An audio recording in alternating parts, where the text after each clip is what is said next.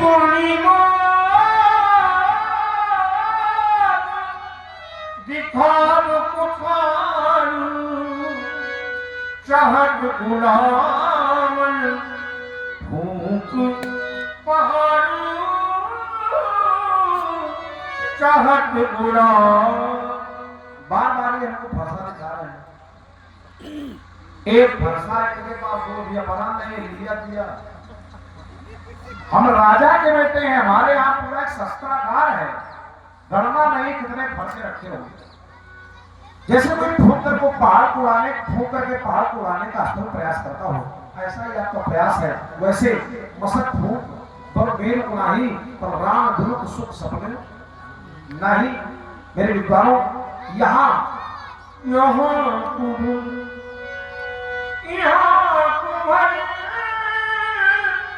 बतिया पौरानी जे कर गरी एक मरदारी। अंगुष्ठ तगनी मध्यमा अनंता तृष्णिका में तगनी अग्नि का कारक है। तगनी से ही झगड़े ज्यादा होते हैं और तुम्हारे का नवजात फल सूख जाता है। लेकिन बाबा हमारे जन्म का कारण ही अग्नि है, जिसके कारण में अग्नि हो, जिसके जन्म के कारण में अग्नि हो। भगत सहित उन्हें आहुत दीन है प्रगटे अग्नि चलू कर लीने, उसे क्या बैर हो सकता है। इसलिए अभी तक हमने जो कहा वो क्यों कहा। देख कुठार सराकर बाना मैं कछु कहा सहित अभिमान। दो धनुष धारण करने वाला सब साथी होता है, क्योंकि दो धनुष एक धनुष लेकिन एक फरसाव है। तो पहले तो हमको ये लगा कि ये शस्त्र विक्रेता इतने हथियार लाने की आवश्यकता है। और तो मैंने कुछ कहा, लेकिन बाद में देखा यज्ञो पवित्रम परमं पवित्रम प्रजापतेरम सहजम पुरस्कार चक्राकार गुण से आवत यज्ञो पवित्र। बाबा प्रभु ने एक बार नारायण की छाती पर लात मारी, नारायण ने सह लिया, 40 से सहा। तो मैंने सोचा जिनके बाबा की लात नारायण सह सकते हैं, उनके नाती की बात तो हम सही सकते हैं। तो मैं मौन हो गया, क्योंकि हमारे वंश का नियम है। नियम क्या है? भविष्य तू समझ जनेऊ बिलो की जो कछु कहूँ सहमुदी सुरो की। सुर महिषुर हरिजन और गाई हमारे कुल इन पर न सुराई, हमारे वंश के द्वारा इन पर वीरता नहीं दिखाई जाती। कारण क्या है? इनसे हम लड़ना नहीं चाहते। क्यों? हम नहीं कहते हैं बहुत बड़े भीड़ है जीत जाएंगे, हो सकता है हार जाए तो हमारी हंसी होगी, और जीत गए तो परम हत्या तो इनसे न जीते कर। इसलिए महाराज भले हम मारे, हम इनके पैर ही पड़ेंगे। कोट कुरिश्रम वचन तुम्हारा व्यर्थ धरो धर्मान कुठारा। अब तक मैंने जो कहा उसके लिए अब मैं क्षमा मांगता हूँ। जो विरोध अर्जित कहे क्षमा महामुनि दो क्षण दीजिएगा। कहाँ से प्रारंभ हुआ था ये? तो तुम मोई दिखाओ कुठारो चाहत तो पुराण की पहाड़ो। कहता हमें फरसा न दिखाओ, क्योंकि तुम्हारा फरसा लिया दिया है और हमारे यहाँ शस्त्रागार में बहुत फरसे रखे हुए हैं, तो रखे रह जाएंगे। हमें फरसे से प्रार करने की आवश्यकता नहीं है, क्योंकि भगवान शंकर की वाणी तुम्हारा शस्त्रागार क्या, ये जो दिव्यास्त्र है ये निष्फल हो सकते हैं, लेकिन ब्राह्मण का कोट निष्फल नहीं हो सकता है। इंद्रकुलिस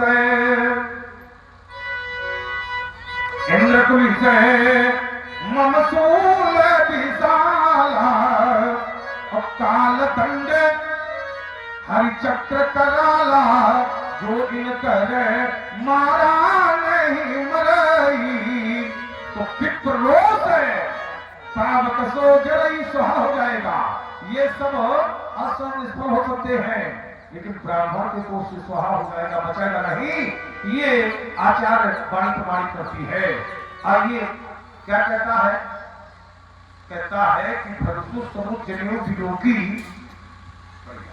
इस बात का उपकार जितनी अब तक इसने वार्ता की है, इसमें से इस बात का उपकार मानेंगे कि कम से कम इसने हमारे जनेऊ को देखा तो इस बात का उपकार है। नहीं तो समाज में न तो कोई जनेऊ देखना चाहता, जनेऊ वालों को तो बिल्कुल देखने नहीं चाहता। कम से कम इसने देखा है, इस बात का इसका उपकार मानेंगे। 3 वर्णों के लिए जनेऊ बताया गया, 3 वर्णों के लिए, ब्राह्मण, क्षत्रिय, वैश्य, तीनों वर्णों के लोग यहाँ बैठे होंगे। जरा हाथ ऊंचा करेंगे, कितने लोग धारण किए होंगे जनेऊ?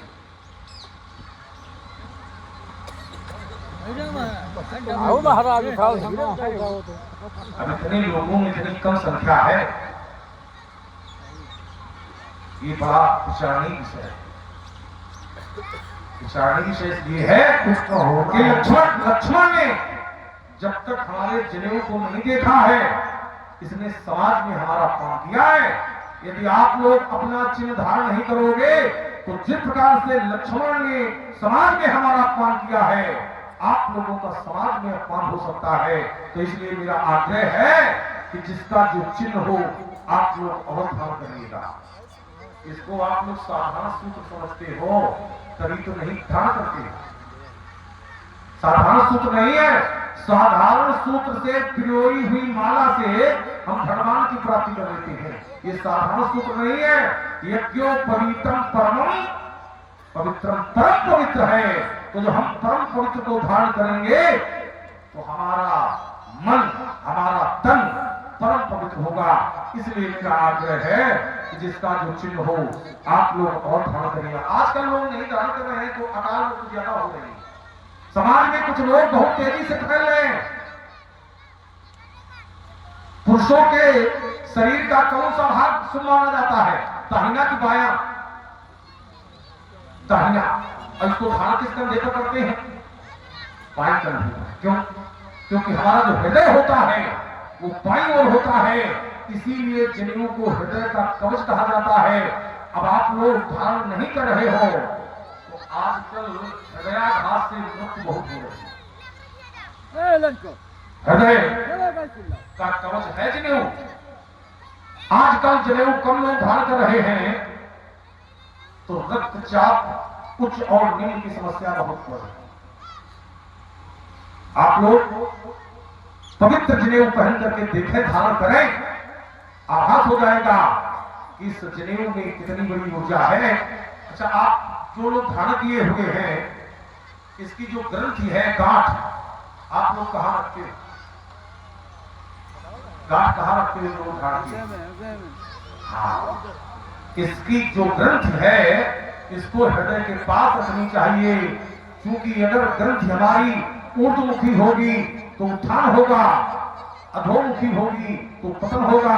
इसका भी मैं ध्यान रखना। लेकिन कुछ लोग तो जनेऊ केवल इसलिए धारण करते हैं, इसलिए पहनते हैं कि हमारे मकान की जो मालकियत है, जो दुकान की मालकियत है, इसको किसी जनेऊ में चाबी बांध देते हैं।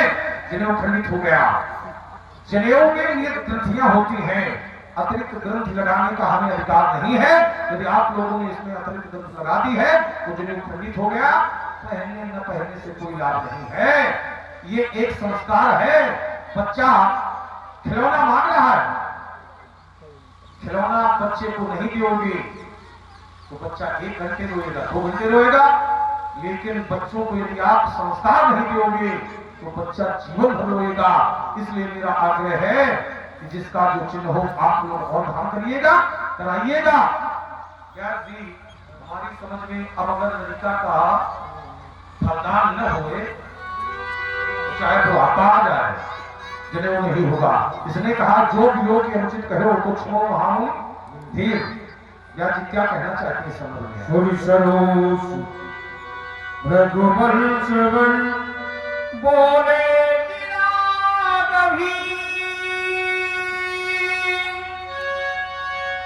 कौशिक सुलभ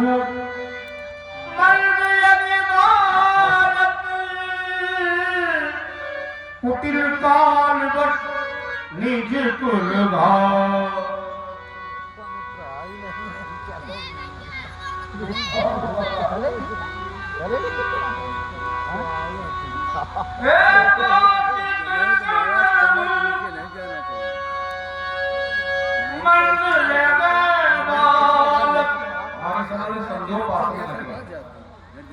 तो हम ये चाहते हैं, संध्योपासन में संलग्न है आ रहे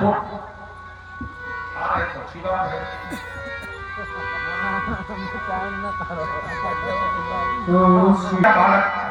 बालक एक बात बताओ, आप बैठ जाओ।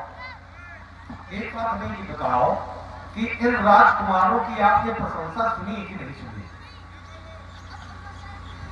प्रशंसा सुनी कि नहीं सुनी? हाँ सुनी है। साथ बात बुराई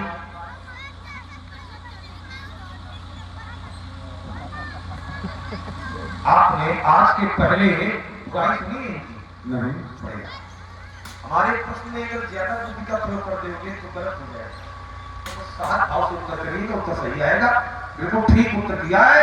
इन राजकुमारों की आपने प्रशंसा सुनी है, बुराई कभी नहीं सुनी है। तो मैंने चिंतन किया कि आपने इन राजकुमारों की प्रशंसा रूपी मिठाई बहुत खाई है, मिष्ठान बहुत खाया प्रशंसा रूपी। हमने सुना है कि जो लोग मिष्ठान बहुत खाते हैं उनको एक रोग हो जाता है, क्या कहते हैं उसे? मधुमेह हो जाता है।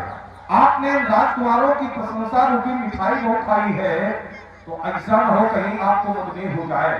फिर चिंतन किया, अगर मिष्ठान खाने से मधुमेह हो जाता है तो मोदक प्रिय मधुमंगल दाता लड्डू के भोग लाए। गणेश जी बहुत मिठाई खाते, आप तो नहीं हुआ।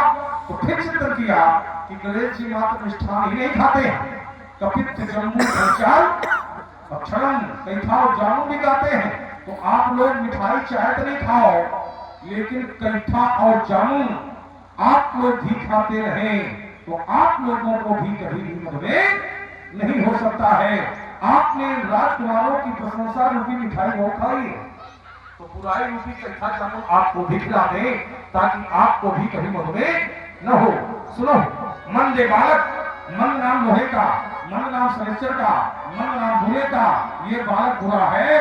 कुटिल काल के वशीभूत होकर अपने वंश के विनाश को पूरा हुआ है।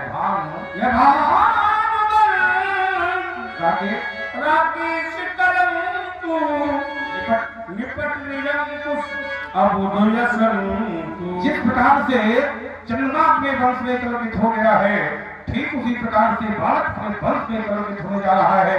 निपट निरंकुश, निपट अबुध, निपट असंकु हो गया है। काल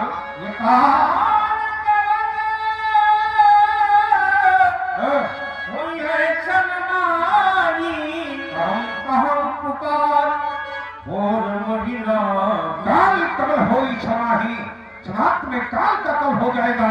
इसलिए मैं चिल्ला चिल्ला कह रहा हूँ, कोई मोना ही बाद में आप मुझे दोस्त मत देना। जो कहीं प्रताप तुम हटको क्यों? जो चाहो उबारा। यदि आप इसको उबारना चाहते हैं, बचाना चाहते हैं, तो तुम हट। इसके बाद तो हट करके कह दे, क्या कह दे? कई प्रताप बल रोष हमारा, हमारे बल प्रताप और रोष से इसको अवगत करा दे, और हटकने पर न माने तो इसको उठा करके उठा करके पटकिएगा नहीं। मैं सबको वापस ले रहा हूं। क्यों? इसलिए क्योंकि वर्तमान में आप पिता के पद पर हैं। दशरथ ने जब सौंपा था तो कहा था, मोरे प्राण नाथ सुख दो और तुम मुनि पिता आन नहीं, पिता के पद पर हो। और उठा करके पटकना ये पूर्ण अनुशासन है। कभी भी किसी पिता को अपने पुत्र के प्रति 100% अनुशासन का प्रयोग नहीं करना चाहिए, नहीं 100% स्नेह का प्रयोग करना चाहिए। इसमें अनुपात होना चाहिए, 50-50, 60, 40, 65, 35, 45, 55। जितना उपयुक्त अनुशासन हो, जितना उपयुक्त स्नेह हो, हर पिता को अपने पुत्र के प्रति प्रयोग करना चाहिए। आप लोगों ने सुना होगा कि शाम को एक पिता ने अपने पुत्र के प्रति 100% अनुशासन का प्रयोग किया तो प्रातः पता चला कि पुत्र ने आत्महत्या कर ली। इसलिए कभी भी किसी पिता को अपने पुत्र के प्रति 100% अनुशासन का प्रयोग नहीं करना चाहिए और नहीं 100% स्नेह का प्रयोग करना चाहिए, नहीं तो पुत्र अपराधी हो जाएगा। अनुपात होना चाहिए। आइए, आप लोग सोच रहे होंगे कि अनुशासन और स्नेह की शिक्षा प्राप्त करने के लिए किसी विद्यालय में प्रवेश ले लेंगे। कहीं किसी विद्यालय में प्रवेश लेने की आवश्यकता नहीं है। अनुशासन और स्नेह की शिक्षा आप लोग अपने घर में ले सकते हैं। किससे? मार्जारी से। मार्जारी माने बिल्ली। बिल्ली से अनुशासन और स्नेह की शिक्षा आप लोग ले सकते हैं। बिल्ली अपने नवजात शिशु को जब एक स्थान से दूसरे स्थान को ले जाती है तो व्यास जी हाथ पकड़ करके ले जाती होगी? नहीं हाँ, मुंह में लगा मुंह से दबा कर ले जाती। बिल्ली ने बच्चे को मुंह से पकड़ा और छलांग लगाने का बिल्ली ने प्रयास किया। बिल्ली का बच्चे के प्रति अनुशासन कहाँ है कि छलांग लगाने में बच्चा मुंह से छूटने न पावे, और स्नेह इतना है कि बच्चे के शरीर में बिल्ली के दांत लगने न पावे। बिल्ली से हम शिक्षा ले सकते हैं कि अपने बच्चे के प्रति कितने % स्नेह, कितने % अनुशासन का प्रयोग करें। बाबा इस संदर्भ में क्या चिंतन है आप? कौशिक कहा छनिए अपना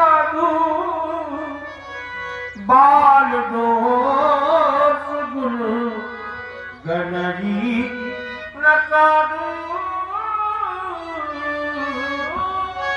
और प्रभावित हुआ गाने कमलेश शर्मा मेरे कहने से आप बालक को क्षमा करें, क्योंकि साधु लोग बालकों के गुण और दोषों पर ध्यान नहीं दिया करते हैं।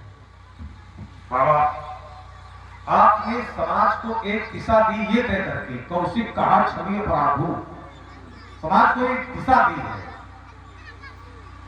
अब आपको चिंतन ये करना है कि अगर हमारे यहाँ कोई उलझना लेकर आता है, परिवार प्रस्तुत करने आता है, तो हमें उसे कैसे ग्रहण करना चाहिए। यदि आपके यहाँ कोई उलझना लेकर आपके पुत्र का आता है तो उस उलझने को बड़े आदर के साथ सुनना चाहिए। बाबा ने सुना, समाज के लिए दर्शन का विषय है। और देखिए सुन करके ये चिंतन करना चाहिए कि जो उलझना लेकर आया है ये कहीं सामर्थ्यवान तो नहीं है। अगर सामर्थ्यवान है तो हमारे पुत्र, हमारे बालक की ये तत्काल हानि पहुंचा सकता था। इसने हानि नहीं पहुंचाई है, अर्थात हमारे पुत्र का ये अहित नहीं चाहता है, हित चाहता है, तो हमारे लिए उन्हेला लेकर आया है ताकि इसमें सुधार हो जाए। यदि व्यक्ति निर्बल है और आपके पास उलझना लेकर आया है, तब भी आपको चिंतन करना चाहिए कि उलझना देने वाला व्यक्ति हमारे पुत्र के द्वारा सताया गया है, इस पर बहुत विचार करना चाहिए। यदि आपने उस समय विचार नहीं किया तो एक दिन वही पुत्र आपके सामने बहुत बड़े अपराधी के रूप में होगा। उस समय मात्र पश्चाताप की आप कुछ नहीं कर पाएंगे। ये विचारणीय विषय है, आपने समाज के लिए चिंतन दिया है, इसके लिए साधुवाद। हर पुकार मैं अकुड़न आगे आगे अपना भी गुरदो। हर पुकार मेरे हाथ में तीर था और मैं दया हित करने वाला व्यक्तित्व, आगे अपराधी गुरदोही, हमारे सामने भगवान शंकर का बहुत बड़ा द्रोही प्रस्तुत उतर कुठार कठोरे गुरु ही गुरु और नहीं तो अपने इस कठिन कुठार से इसके कलकट को काट करके भगवान शंकर के हृदय से थोड़े ही श्रम से मैं पूर्ण हो जाता। लखन मुनशील तुम्हारा वो नहीं जान विदित संसार। शील अर्थात चरित्र, शील अर्थात स्वभाव। संसार में चर्चा जब आपके चरित्र की होगी, आप जैसा कोई नहीं, बाल ब्रह्मचारी हैं आप, किंतु स्वभाव अति कोई मैं विचार करता हूँ। ऋण 3 प्रकार के हैं, माता पितई उर्ण भय नीके, गुण रहा सोच बढ़ी के। माता ऋण को कोई दे नहीं सकता, केवल क्षमा होता है, तभी तो आदि शक्ति का नाम क्षमा है। ओम जयंती मंगला काली भद्रकाली कपालिनी दुर्गा क्षमा शिवा धात्री स्वाहा सुधा नमोस्तुते या देवी सर्वभूतेषु क्षमा रूपेण संस्थिता नमस्तस्यै नमस्तस्यै नमस्तस्यै नमो नमः। पिता करण और गुरु करण शेष रहा, पिता करण सरकार हो जाए, वंश परंपरा आगे बढ़ जाए, गुरु ने शेष रहा है और हमें ऐसा लगता है शुभ जन्म हमारे माथे का दिन चल गए ब्याज बढ़ा ब्याज समय के साथ मूलधन से भी ज्यादा हो सकता है। इसलिए अब आने पे भैया बोली संसार में कोई महादेव को महादेव नहीं कहता कि तो आप उनके ऋणी हैं, संसार जिनका ऋणी है तो तुरंत देव में थैली। राजकुमार लक्ष्मण तुम्हें एक नहीं अनेक आरोप हमारे ऊपर पुनरारोपित किए। तुम्हारे द्वारा कहा गया माता पिता नीके गुण के, लेकिन इससे तुम अवगत नहीं हो कि मैंने अपनी माँ का शीश किन पश्चिम में काटा। एक बार मेरे पिताजी ने मेरे चारों अंगों को बुलाया, बुला करके कहा जाओ अपनी मैया का शिरोच्छेदन कर दो। मेरे चारों भाई पिताजी की सामत को नहीं जानते थे। उन्होंने कहा नहीं, ये कार्य मेरे द्वारा नहीं हो सकता। पिताजी ने मुझे बुलाया, बुला करके कहा जाओ राम अपनी मैया के समेत चारों भाइयों का शिरोच्छेदन कर दो। मैं जानता था अपने पिताजी की सामत को। पहुंचा माँ के पास, माँ से निवेदन किया, माँ पिताजी का आदेश है मैया का शिरोच्छेदन कर दो। तो मेरी माँ ने संकेत दिया कि प्रत्येक पुत्र का दायित्व है कि अपने पिताजी के आदेश का अच्छा सा पालन करे। मैंने कहा माँ आप धन्य है, आपकी ममता धन्य है।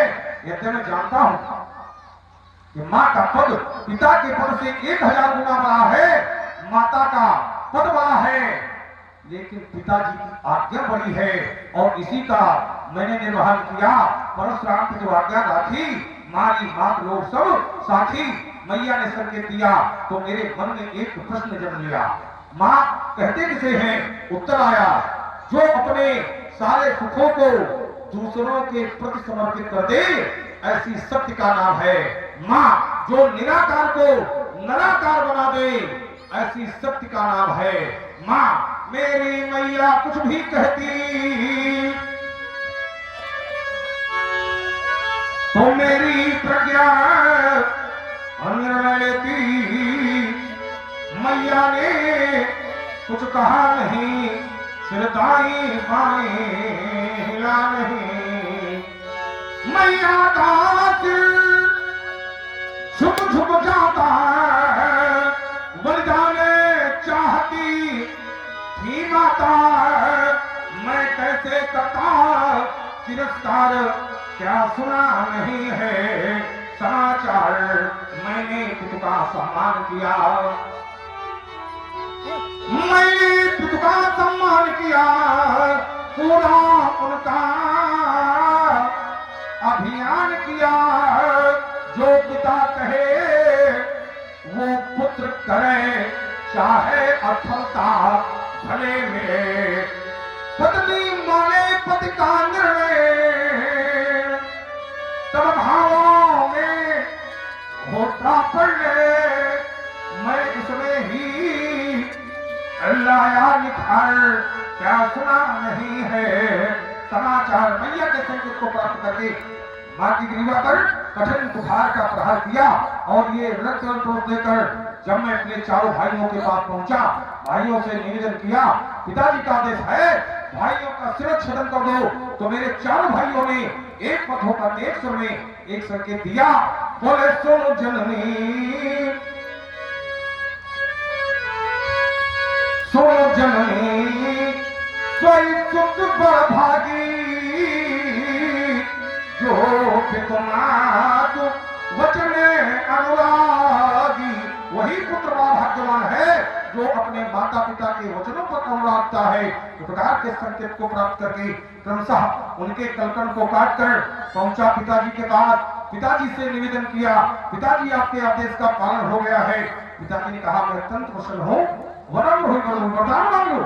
मैंने कहा कि आपको प्रसन्न है, मुझे ये वरदान दे कि मेरी माता जिसमें चारों भाई जीवित हो जाए और उन्हें स्मरण रहे, उन्हें याद न रहे कि मुझे परशुराम कभी मारा है।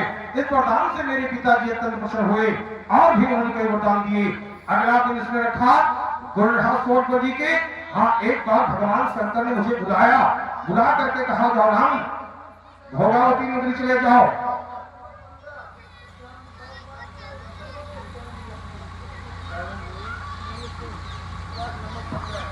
और हमारे आदरणीय मोनू सिंह भैया जो हमारे सभासद वार्ड नंबर 15 भाई 51 प्रश्नोत्तरा भगवान परशुराम जी केवल मुद्रा से लक्ष्मण जी के चरणों में बैठिए।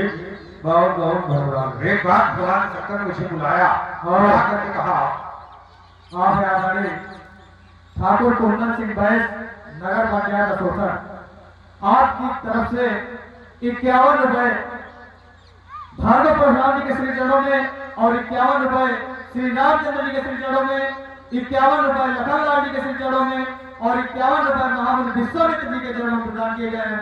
भैया जी को बहुत बहुत धन्यवाद। साधुवाद। भगवान शंकर ने कहा, राम जाओ भोगावती के नीचे चले जाओ और वहां से शेषनाग की मन लाकर आओ और इन प्रस्तर खंडों पर खिंच खिंच करके मेरे कंठ में लेकर चलेगा। जब से मैंने विस्तार कर लिया है, मेरे कंठ में जन्म होती है, गुरुदेव की आज्ञा से उधार कर पहुंचा भोगावती नगरी। शेष ने मुझे देखा, मैंने शेष को देखा और जैसे ही मैंने शेष को देखा तो शेष ने भगने का प्रयास किया।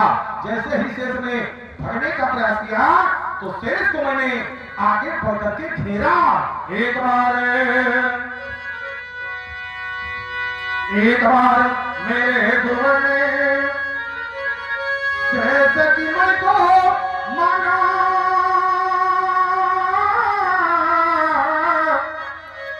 मैं पहुंचा जाके शेष सन्निकट, वहां मुझे देखकर भागा। जैसे ही भगने लगा तो आगे बढ़ करके घेर लिया, उसके मुंह पर ये फरसा मारा। तदर्शना के जीवा के तो हुए भाग, बह चली और उधर की धारा। प्रहनाम प्रहनाम करने का शेषा बोला, पर मेरा वदन करे। मैंने कहा मुझे मन चाहिए, गुरुदेव भगवान शंकर को देना है। शेष ने कहा कि मैंने कुछ छंदों की रचना की है, उन छंदों में से मेरा प्रमुख और प्रिय छंद है भुजंग प्रयाग छंद। आप उसको सुन लें, तत्पश्चात मैं आपको मन दे दूंगा। यदि आप मन पहले ले लेंगे तो मेरी मृत्यु हो जाएगी, अर्थात साहित्य जगत के रत्न छू जाएंगे। मैंने नेत्र बंद की। मैंने कहा सुनाओ कौन सा छंद है? तो शेष ने पहले भुजंग प्रयाग छंद का लक्षण सुनाया। यहाँ पर विद्यार्थी वर्ग और शिक्षक वर्ग के लोग होंगे, जानते होंगे भुजंग प्रयाग छंद का लक्षण क्या होता है। भुजंग प्रयातम चतुर्हिर्यकारी,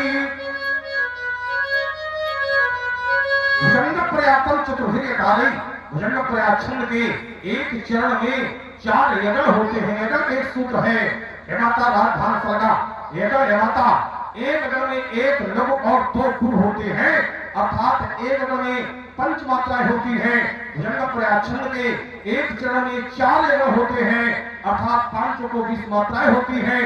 शेष ने पहले लक्षण बताया, तत्पश्चात उसने भुजंग प्रयाग शब्द को हिंदी रूपांतरित करके अपने ढंग से उसने प्रस्तुत किया। भुजंग माने शेष, प्रयाग माने जाना। शेष मेरे सामने खड़ा था, कह रहा था, क्या कह रहा था कि शेष जा रहा है, शेष जा रहा है। ये शेष कह ही नहीं रहा था, जितनी तेजी से कह रहा था उतनी तेजी से पीछे हट रहा था। कह रहा था, कर रहा था कि शेष जा रहा है, शेष जा रहा है, शेष जा रहा है, शेष जा रहा है, शेष जा रहा है, शेष जा रहा है, शेष जा रहा है, शेष जा रहा है। शेष मुझसे कह रहा था कि शेष जा रहा है और मैं समझ रहा था कि मुझे छंद सुना रहा है। जब मधुर धुन नहीं सुनाई पड़ी, मैंने नेत्र खोले तो शेष वहां नहीं था। छंद सुनाने के लक्ष्मण,